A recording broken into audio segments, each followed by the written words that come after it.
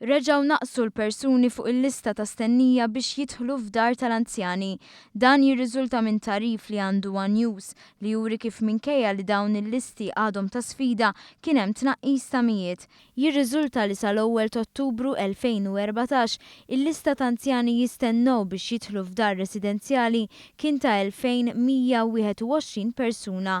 Fl-ewwel ta' Ottubru ta' din is-sena dan in-numru niżel għal 1490 li jfisser tnaqqis ta' 30%. Is-Segretarju Parlamentari għall-Anzjanità Attiva Justin Caruana spjegat kif din hija sfida li ntirtet minn amministrazzjoni preċedenti u t-titjib huwa frott diversi miżuri li ttieħdu.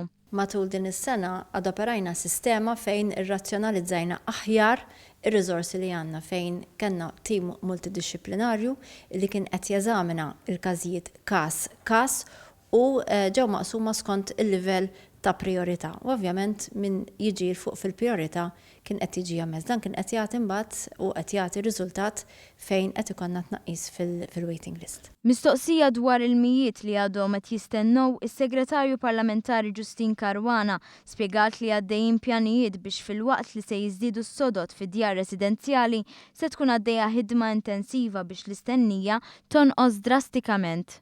Però ħankunu qed naslu f'sitwazzjoni fejn iż-żmien ta' stennija se jonqos.